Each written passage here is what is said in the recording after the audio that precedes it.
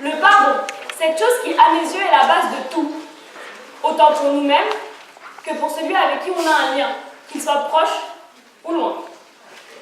Le pardon définit qui nous sommes, mais encore mieux, le pardon définit celui que nous voulons devenir. Vous pouvez vous demander parfois si pourquoi il est difficile de pardonner. Cette personne nous a peut-être fait du mal, un mal que l'on estime aujourd'hui toujours comme étant impardonnable.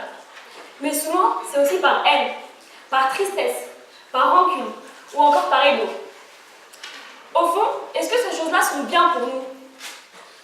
Est-ce qu'elles sont utiles? Que reste-t-il à faire? Il faudrait peut-être se libérer de ces poids qui sont néfastes. On souhaite tous être pardonnés, mais lorsqu'il s'agit de pardonner, c'est beaucoup plus compliqué. Rien n'est facile.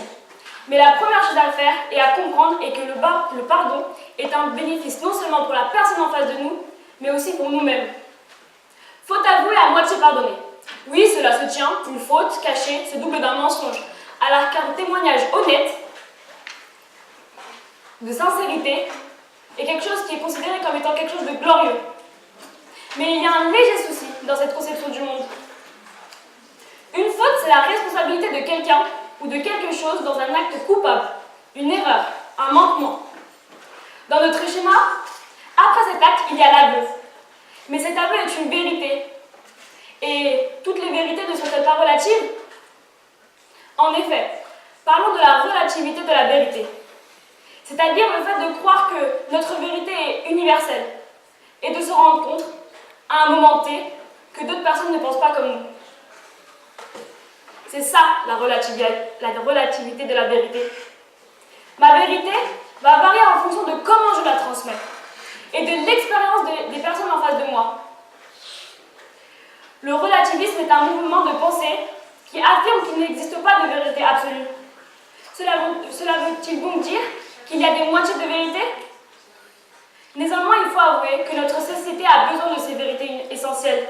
Elles sont nécessaires, fondamentales, aussi bien pour l'être humain que pour la façon dont on va gérer notre environnement. Vous le savez, la vérité n'efface pas l'acte. La vérité n'est qu'une parole. C'est l'adéquation entre la réalité et l'homme qui la pense. Quand on avait une faute, on exprime la vérité. L'acte est un fait, quelque chose de réel, de concret. Ça n'a pas la même valeur. L'acte est donc plus important que les paroles. Lorsqu'on a fait notre faute, cela n'a tenu absolument pas l'acte.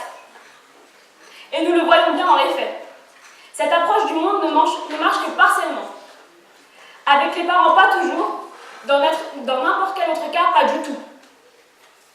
Grâce à cette analyse de la vérité, qui ne marche ni dans le cercle familial, ni dans le cercle professionnel, je suis, à titre personnel, persuadée que la vérité ne peut être pardonnée.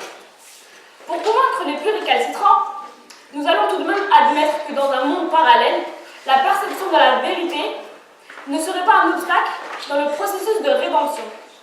Mais dans ce cas, le pardon se ferait-il à moitié?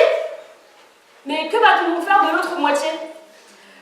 Peut-on vraiment considérer qu'une faute, même nécessairement le pardon, parce qu'elle a été avouée, ou du moins à moitié pardonnée?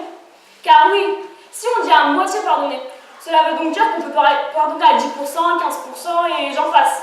Non, soit une faute est complètement pardonnée, soit elle ne l'est pas du tout. C'est tout ou rien. Quel témoignage de force de caractère que de pardonner son bourreau. Il mérite sans doute notre pardon? Non. Certaines personnes ne méritent pas d'être pardonnées. Le Landais. Son nom vous est peut-être familier. C'est normal. Cet homme a secoué notre pays entier, soupçonné d'avoir commis le meurtre de la petite Maëlys âgée de seulement 8 ans. Après 6 mois de mutisme, il avoue enfin l'avoir tué. Que diriez-vous à ce vieil homme âgé de 85 ans qui a été cambriolé parce qu'il était trop faible pour se défendre? Et à ces femmes agressées sexuellement à travers le monde? Et à cet homme qui a perdu son fils lors de l'attentat du 13 novembre? Mais que diriez-vous aussi au génocide et à l'esclavage? Désolé, le demi-pardon, s'il devrait exister, devrait au moins se mériter. D'autre part, un aveu est-il nécessairement le témoignage d'un regret? Rien ne l'affirme. Lorsque tout nous accuse, lorsque nous sommes au pied du mur, quelle autre issue que de faire son mea culpa? Inutile de nier l'indéniable. Donc ce n'est pas une faute avouée, c'est une faute qu'on a dû avouer. Jésus-Christ, cette grande figure de l'humanité, est un exemple en termes de pardon, indéniable. Il ne s'est pas contenté de présenter une joue, non, il a présenté les deux. Vous l'avez compris, le pardon par définition est complet. Le pardon est une façon d'apaiser notre cœur et de la haine, de la rancœur et de l'ego. Tout ce qui nous empêche de pardonner à quelqu'un, c'est ce qui nous empêche d'avancer. Le pardon ne veut pas dire reviens vers moi, non. Il veut simplement dire fais ton chemin et je ferai le mien. Tu peux partir en paix sans moi. Et les gens peuvent changer et ces changements peuvent dépendre de comment vous allez interférer avec eux. Le pardon est une difficulté au présent, mais reste un très grand bienfait sur le long terme. Quoi qu'il en soit, notre manière de pardonner définit notre cœur et notre personne. Notre pardon définira donc qui nous sommes.